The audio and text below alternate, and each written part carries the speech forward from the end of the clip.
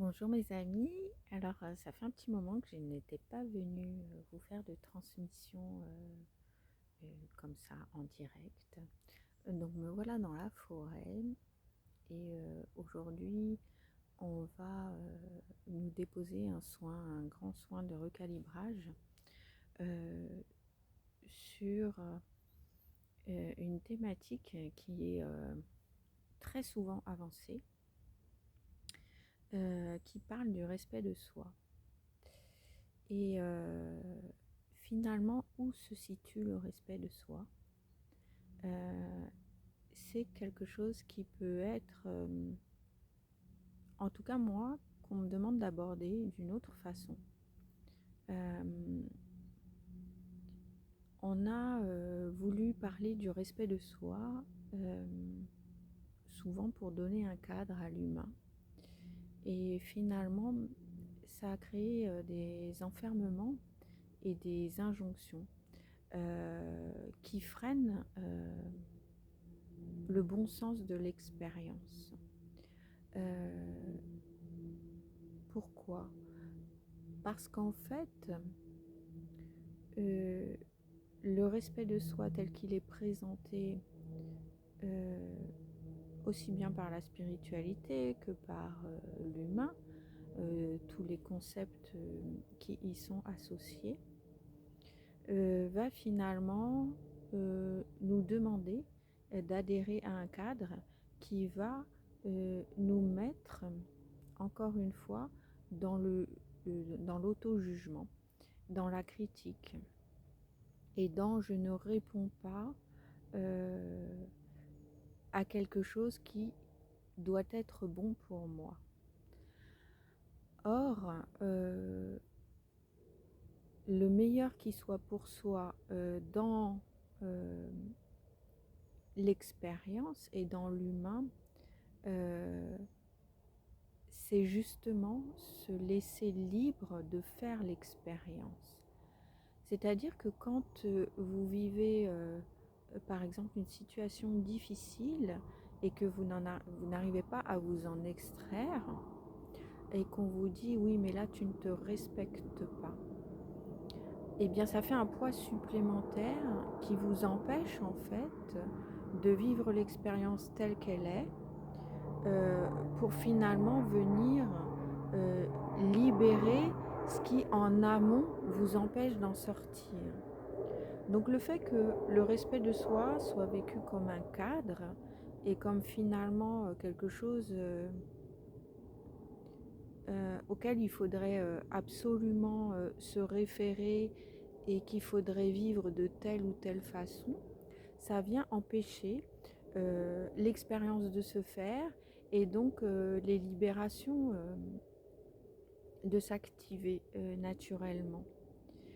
Donc s'il y avait plus exactement le respect de soi à concevoir, ça serait le respect de soi dans la liberté de l'expérience. Je vis une expérience, je veux m'en extraire, je n'arrive pas à m'en extraire, eh bien c'est parce qu'il y a quelque chose euh, qui a besoin de se passer à ce moment-là, qui a besoin d'être vécu. Et c'est à partir de ce moment-là où ça va pouvoir être transcendé.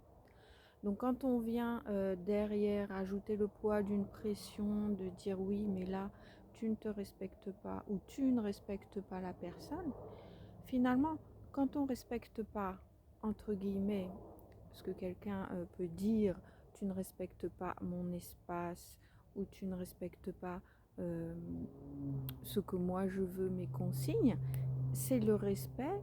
euh, Ça ne parle même pas de respect en fait, ça parle simplement des limites que l'autre euh, se pose et du cadre qu'il veut poser parce que pourquoi peut-être lui n'est pas en mesure euh, de pouvoir faire face à l'expérience telle qu'elle est. Et donc ça nous concerne en rien. Et là le respect de soi, c'est pas comme si on allait contre la volonté de l'autre. C'est juste d'être libre de nous permettre, s'autoriser, c'est s'autoriser à faire l'expérience qui est prévue, sans se juger, sans se critiquer, sans vouloir se faire entrer dans un cadre. Là, on commence du coup à s'autoriser l'expérience, à s'autoriser à la vivre comme elle doit être vécue, et ça passe de façon beaucoup plus fluide. Et sur les expériences difficiles dont on n'arrive pas à sortir, quand on rajoute le respect de soi à, alors dans le cadre où justement c'est comme pour mettre une sorte de critères auxquels on devrait adhérer, donc plutôt comme moi je le reçois comme limite, ça vient aussi résonner avec bien en fait je ne m'écoute pas, je n'écoute pas ce qui a envie d'être vécu, je n'écoute pas mes ressentis, donc je repars encore dans du jugement, dans de la critique, et finalement j'essaie d'éteindre quelque chose qui a envie de s'animer à l'intérieur de moi,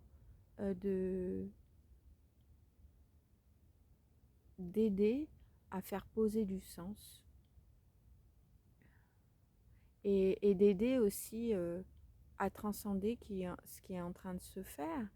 Et donc, on doit bien aussi comprendre que il ne s'agit pas non plus d'une question de volonté. Souvent, on parle de volonté, on parle de logique, de choses comme ça.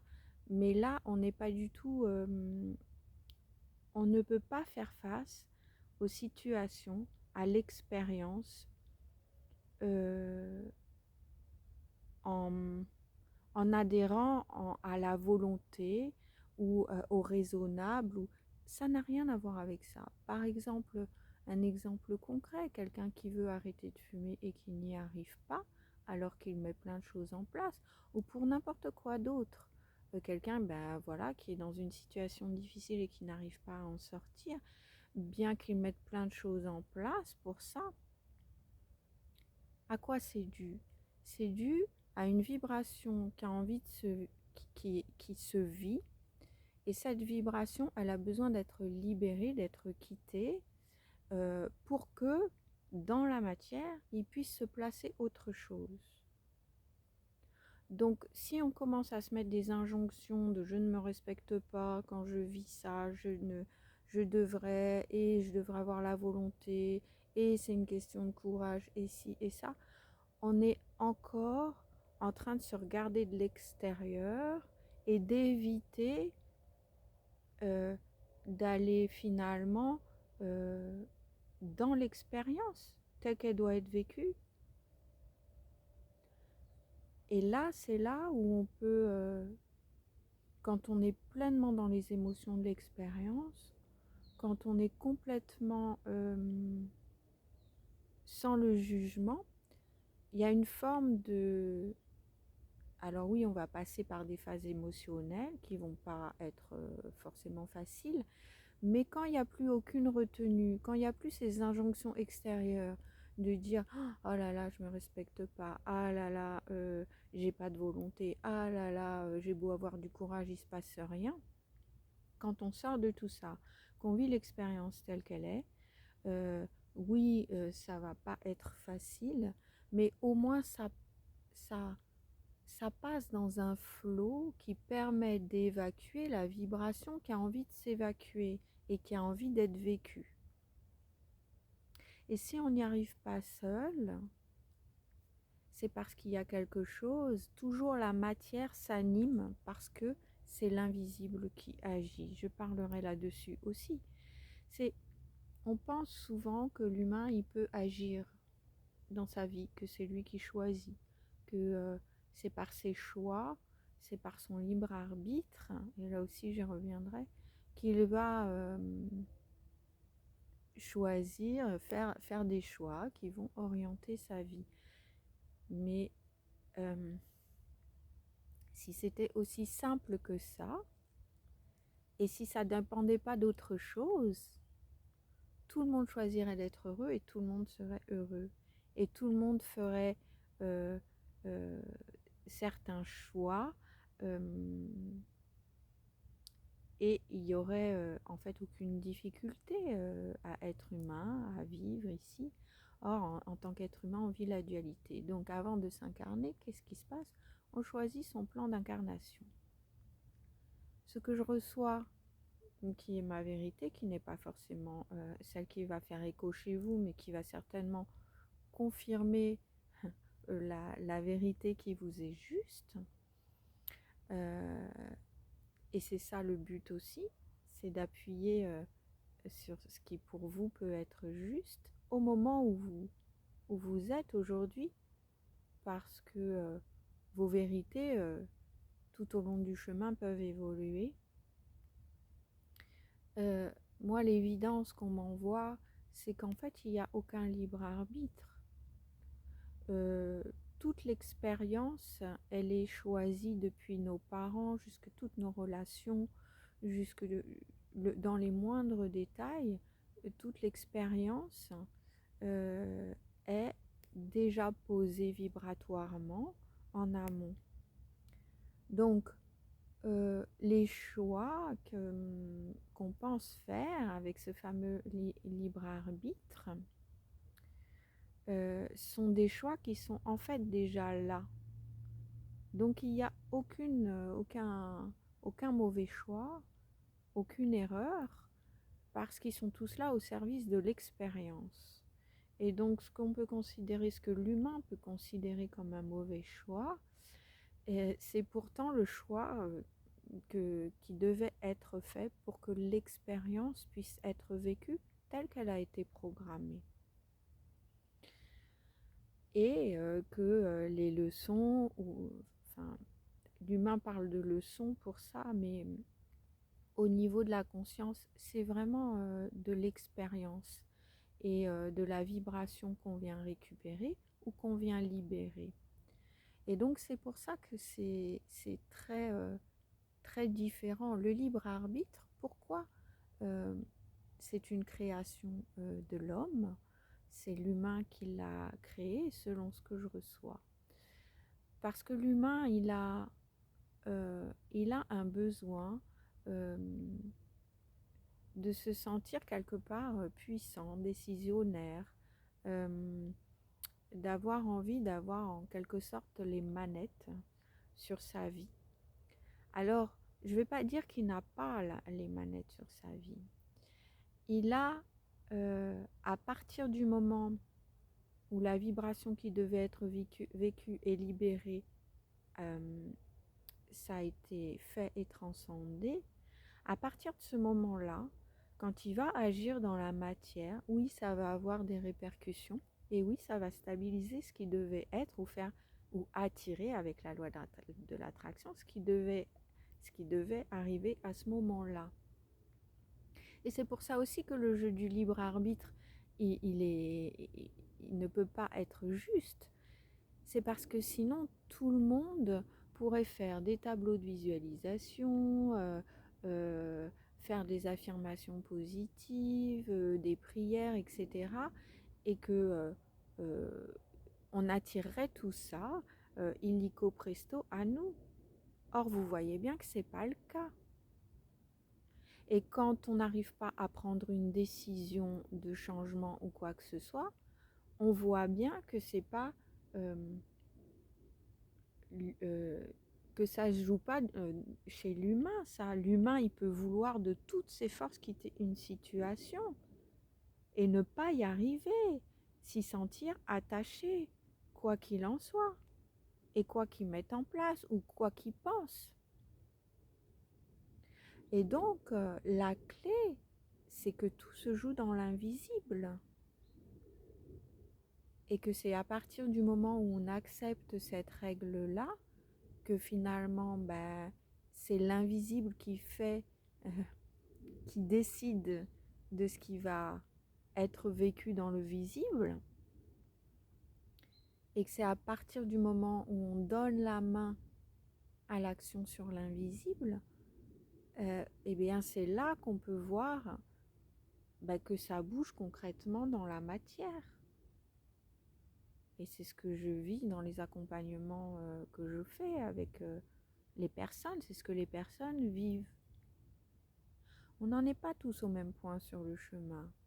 Donc, quand quelqu'un me dit, oui, là, moi j'entends des, euh, des, euh, des personnes, même initiées, même qui accompagnent, me dire, non, mais parce que j'ai quitté cette situation parce que euh, j'avais compris et c'est moi qui ai décidé. Non, c'est parce qu'en amont, tu as lâché une vibration qui te retenait dans cette situation. Et c'est à partir de ce moment-là que tu as eu la sensation que tu décidais, enfin que, que tu prenais une décision de changement. Mais en fait, dans la logique, quand on lâche une vibration, quand une expérience est terminée, qu'on a agi dessus dans l'invisible, ou que la vibration a été quittée, parce que ça peut se faire aussi pour certaines personnes plus naturellement, sans, sans grosse intervention extérieure, si on peut dire, euh, la, la décision, elle se joue toute seule en fait. Ça va de soi, puisqu'il n'y a plus rien qui nous retient vibratoirement dans cette expérience. Donc, je sens qu'il y a beaucoup de personnes qui sont retenues dans des expériences. On peut être retenu dans une expérience aussi parce qu'on n'a pas fini complètement de nettoyer aussi, de libérer des choses qui peuvent être très très anciennes, des choses même auxquelles on n'a pas accès soi-même. Et, également des choses auxquelles beaucoup de thérapeutes n'ont pas accès. Mais il y a des solutions.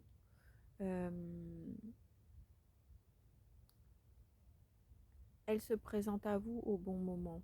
Si vous ne les saisissez pas, c'est que ça ne fait pas partie du plan, c'est tout. C'est qu'il y a encore des expériences à faire.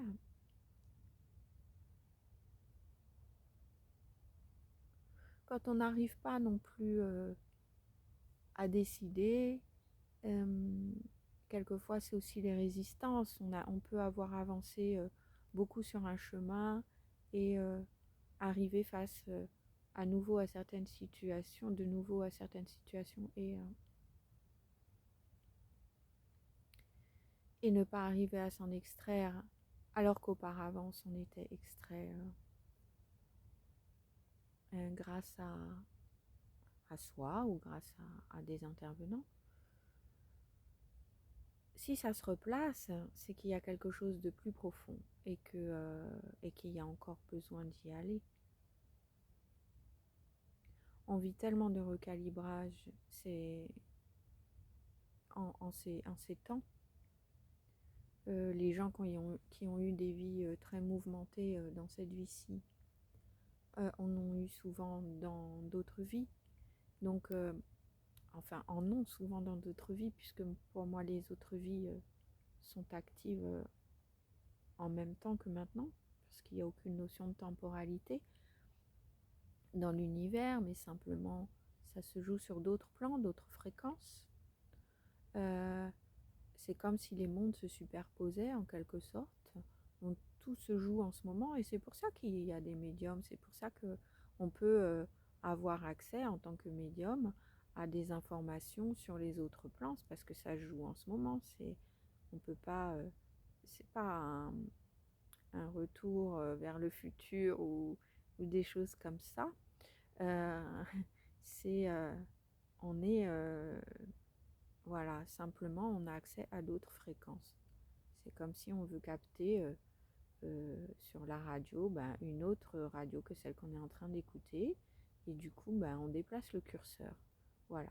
Donc nous, les personnes canal, médium, eh bien, on a cette capacité à aller mettre notre curseur pour recevoir des informations qui viennent d'autres fréquences, qui sont actives en ce moment, peu importe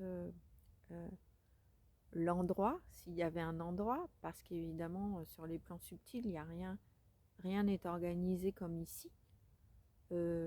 Souvent l'humain et même certains médiums reçoivent des informations et des compréhensions qui sont dans leur expression très humanisées. Ce qu'il faut savoir, c'est qu'il y a beaucoup de plans sur lesquels eh bien, euh, les, les énergies, enfin en tout cas au niveau vibratoire, ce ne sont pas des mondes de forme. Donc quand on parle de plans d'extraterrestres ou quoi que ce soit et qu'on leur donne un aspect physique, ça c'est de l'interprétation humaine. Il y a beaucoup d'autres plans, comme les plans Atlantes, où ce sont des mondes de non-forme en fait, hein. Ou bien on peut aussi bien être végétaux, minéraux. On n'est pas forcément humain avec un corps. Même au niveau des plans angéliques, on a beaucoup humanisé les descriptions, on a nommé, mais ce sont avant tout des vibrations, des énergies porteuses de certains mouvements. Mais si l'humain a besoin de nommer, et de personnifier, moi ça m'est égal, en sachant que c'est beaucoup plus simple sur les autres plans. Il n'y a pas, même au niveau énergétique, tout ce qui est décrit dans cette vie-ci par beaucoup de personnes initiées, c'est très très compliqué par rapport à ce qui se joue réellement. C'est beaucoup plus simple que ce que l'humain pense et que ce que l'humain pose, mais c'est aussi beaucoup plus abstrait. Donc tout le monde n'est pas dans une ouverture de champ, et c'est pour ça qu'on me demande beaucoup de parler euh, et qu'il y a besoin de diffuser aussi ces informations-là. C'est que tout ce qui se joue dans l'invisible est beaucoup plus simple que tout ce qui est exposé. Moi, j'ai cessé d'écouter parce que je sais que mon canal est dans son axe, et que pour moi, il est important d'arrêter d'écouter ce qui se dit et ce qui se passe autour.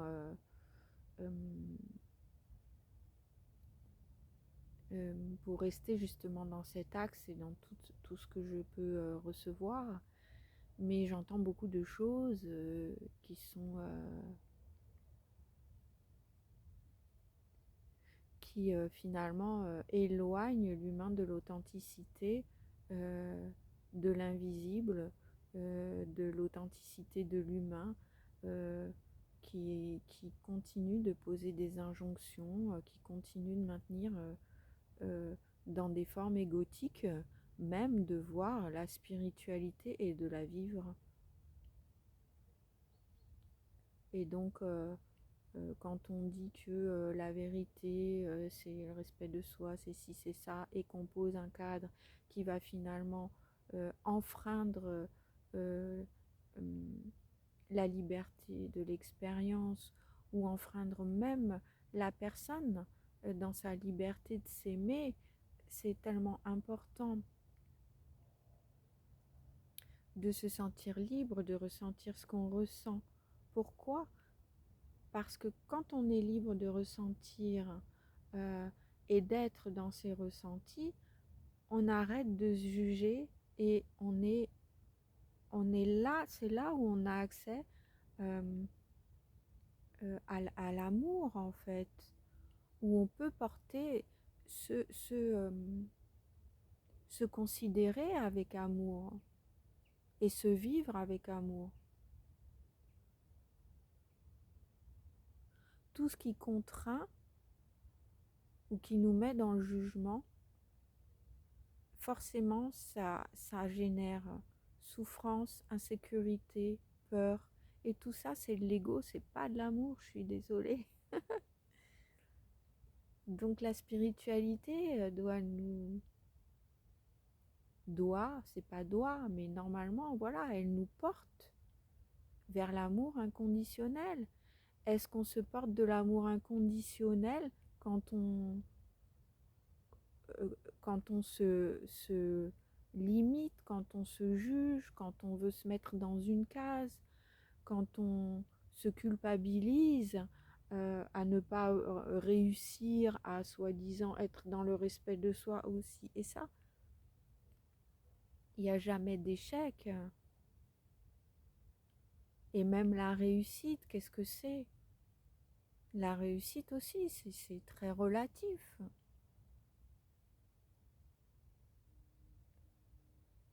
Donc la réussite dans l'amour inconditionnel, eh bien, c'est de laisser la place à l'humain en nous qui a besoin de vivre de telle ou telle façon l'expérience.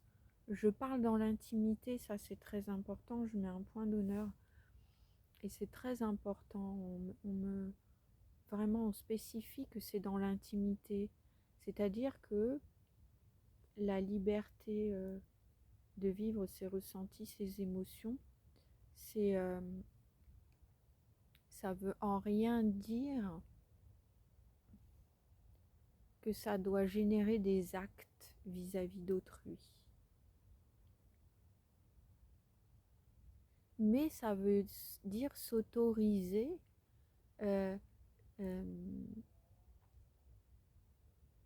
en sortant du jugement. C'est-à-dire que je vais vous prendre des exemples concrets. On nous dit il faut toujours vouloir du bien à l'autre. Il faut toujours souhaiter le meilleur aux autres. Eh ben non, je suis désolée, l'humain, il n'est pas construit comme ça. L'humain, il souffre. Quand on vit une situation injuste, il y a une part de l'humain qui souffre et qui a besoin d'être entendu. Et si on lui dit ben non, tu dois pas, tu dois pardonner, tu dois faire ci, faire ça pour être juste, eh bien je suis désolée, on est injuste avec la part humaine de nous qui souffre et on essaie de la faire taire. Et quand on essaie de la faire taire, eh bien c'est là où à l'intérieur tout devient encore plus insupportable. Pourquoi? Parce qu'on ne s'écoute pas dans l'amour. Donc si on a envie de vouloir du mal à quelqu'un à un instant T parce que cette personne nous a fait souffrir, ça ne veut en rien dire passer à l'acte. Mais c'est au moins s'autoriser à se le dire sans se sentir impur ou immoral. La morale aussi, elle est là, elle peut être porteuse de souffrance. Hein. Soyez juste avec vous, soyez juste avec vous. Il n'y a aucun problème dans l'intimité à se laisser aller une soirée, 2 soirées, le temps qu'il faut, et bien à, voilà, à vivre, à laisser la part de nous qui a vécu cette injustice s'exprimer et évacuer tout ce qu'elle a besoin d'évacuer librement. Et vous verrez comment c'est beaucoup plus facile à passer le cap. Et comment là, par la suite, peut-être à un moment donné, naturellement, le pardon va se poser. Arrêtez de forcer les choses.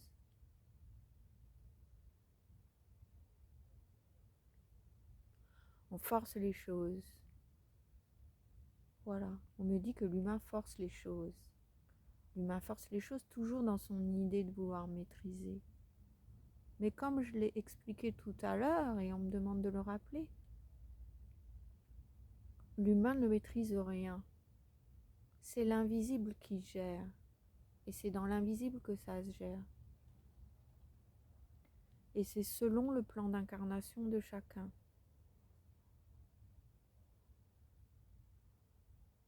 Tout le monde ne va pas arriver aux mêmes compréhensions, tout le monde ne va pas arriver au même stade d'élévation.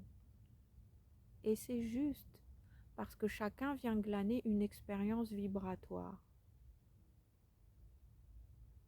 au service de l'élévation de notre âme, de notre vibration originelle et au service de la conscience collective. Et je suis bien placée pour parler de la conscience collective, puisque moi-même je travaille sur les mémoires du collectif, sur les mémoires de la Terre, sur du recalibrage, du retissage matriciel originel.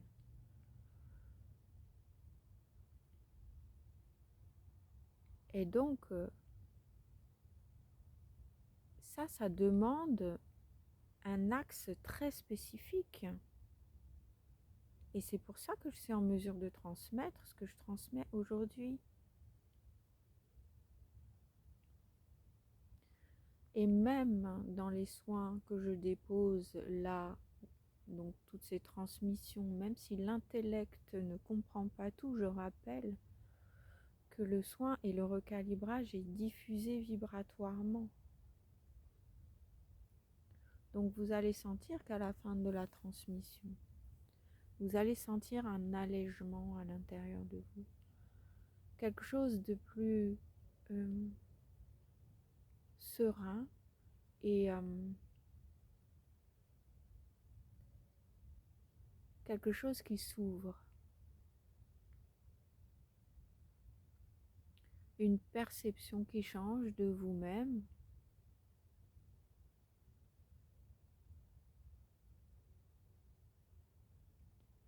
Comme une sorte de plateforme sur laquelle vous vous tenez et qui se pose dans une stabilité. L'humain est au service de l'expérience. Et ça, c'est très important, c'est la base.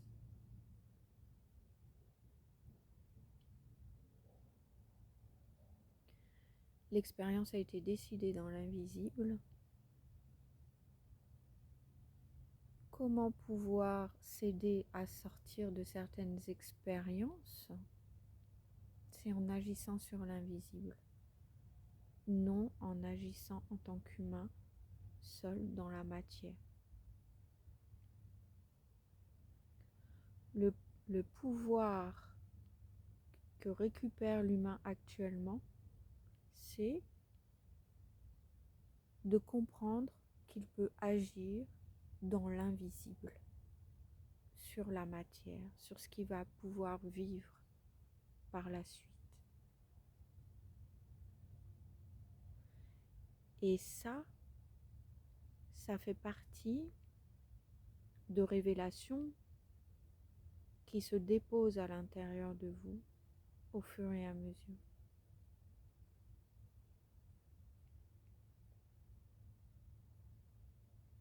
On me dit que la transmission est terminée.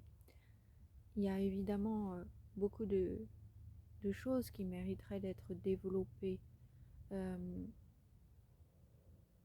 Là, je dois faire également un soin sonore puisque c'est la nouvelle lune qui arrive. Je vais faire un soin de recalibrage. Il y a beaucoup de remontées émotionnelles, de sensations de non-sens à la vie. Pourquoi? Parce qu'on nous repositionne dans des libérations encore plus profondes et qu'on nous permet de se recalibrer dans la place que prend l'humain dans son pouvoir, mais dans la place également que prend l'invisible dans toutes les réalisations et dans toutes les expériences, et combien l'invisible détermine tout ce qui est. Voilà mes amis, je vous dis à très bientôt. Je vais faire une chose que je ne fais pas habituellement, parce que tout le monde change. Je vais vous demander de liker la vidéo, de poser des questions dans les commentaires, parce que évidemment en tant que canal d'évolution, je suis là aussi pour répondre à tous vos questionnements intérieurs et à vous amener les réponses qui sont justes pour vous à ce moment-ci. Je vais vous demander également de partager, de vous abonner. Et puis surtout, je vais vous envoyer beaucoup d'amour et vous demander de prendre vraiment bien soin de vous. Et de vous positionner à l'intérieur de vous avec beaucoup d'amour et d'accueillir les expériences telles qu'elles sont et de les habiter sans les juger, sans vous juger. Au revoir et à bientôt.